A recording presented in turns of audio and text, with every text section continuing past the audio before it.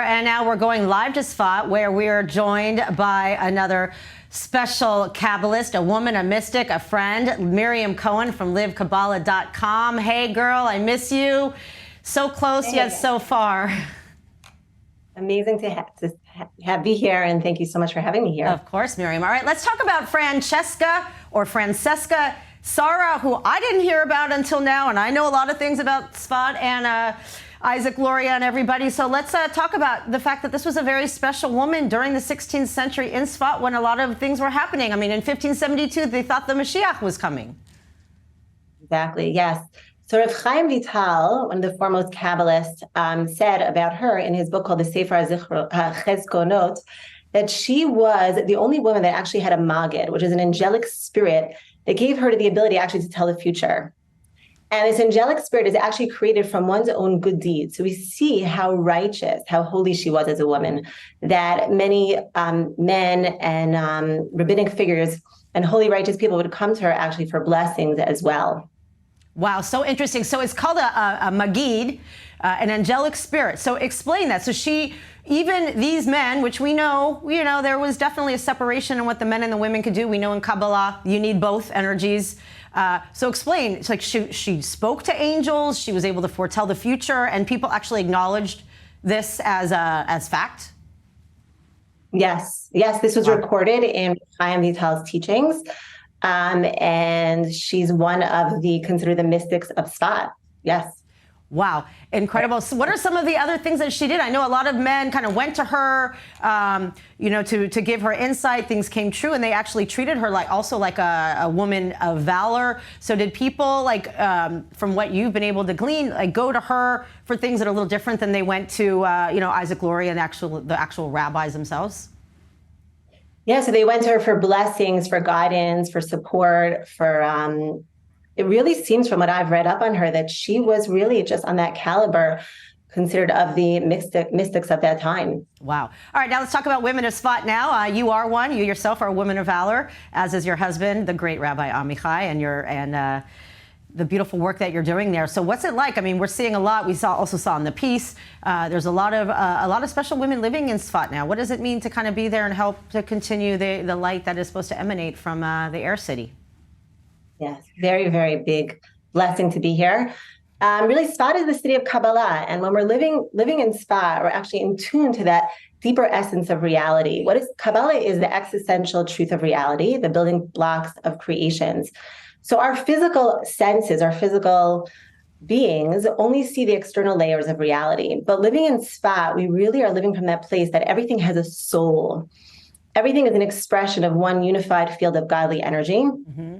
And through learning Kabbalah, and specifically learning in Sfat, we're really able to peel away those levels of concealment to really see the reality and see the truth of reality for what it is. Really a very big blessing to be here. And there are very many righteous women here in Sfat today, and all of us are learning, really learning mystical Torah and learning Kabbalah. Right. Well, also and beautiful because, we know throughout history that it was always like in Kabbalah, the men were only able to study it when they turned 40. And you have a very special man as a husband who has always embraced your divine feminine and sharing in this knowledge. And you both have grown together, and you do so much through livekabbalah.com and the school that you're able to provide.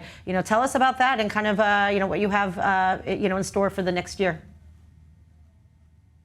So I think in general, the world has really shifted in terms of learning Kabbalah. Well, you said it used to be something that only men would learn, and maybe at the age of 40.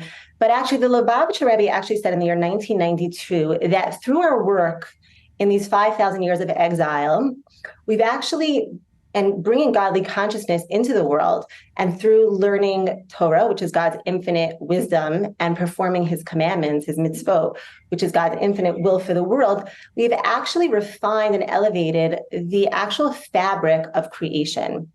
And therefore, what I see in Liv Kabbalah is that the entire world is much more receptive to these teachings right now, specifically in this juncture of cosmic history. Mm-hmm.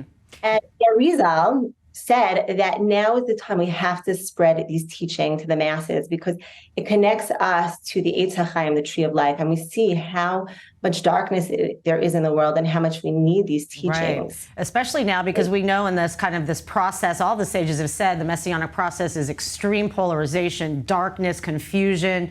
The only way the light could come in, you have a dark room, all you got to do is light a match and there's light, even if it's not the light of the studio, for example. So why is also this such an important cosmic time in history? It's a critical juncture in the world, and we're seeing it in Israel every day. There's a lot of tension, but we also know there's a lot of light. Absolutely. And I think it's so important as women to really connect to these teachings with the power that we have of women. As the Arizal says, that right before Mashiach, there's the rise of the feminine energies in the world. And it said that through righteous women, women were redeemed from Egypt, and through righteous women, we're going to be redeemed in the future redemption.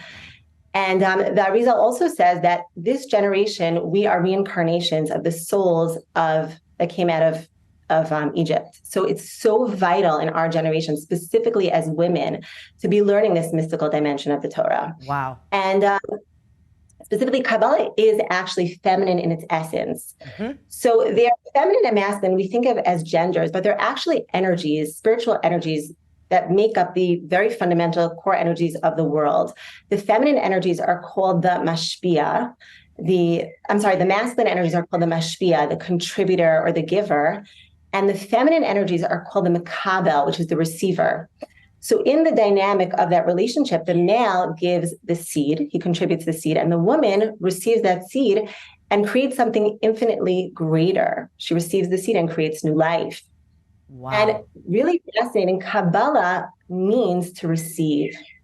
So the energy of Kabbalah is actually a very feminine energy.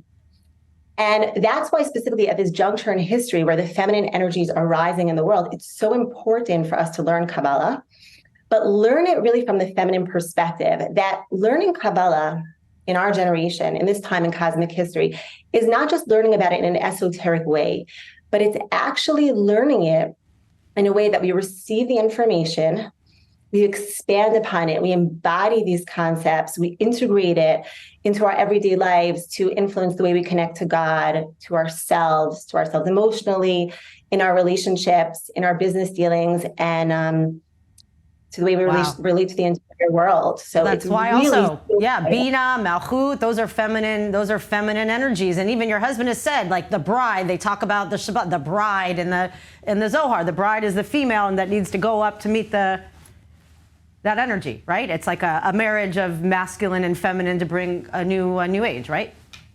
Exactly. So specifically, when we actually learn these teachings and we receive them, and we integrate them. And that's what we do in Live Kabbalah. It's actually called Live Kabbalah because it's not just receiving the teachings and just in a passive way, but it's actually living with it, integrating it. And that brings so much light in this darkness, so vital in this time, as the Arizal says. It really connects us to the tree of life, the Eitz HaChaim, so vital in this dark world. And and it's so Keep powerful. Shining, girl. Keep shining, Miriam. Thank you so much. I wish we could go on and on, but I'll see you in spots soon. All right. Thank you so much for having me, Emily. Thanks.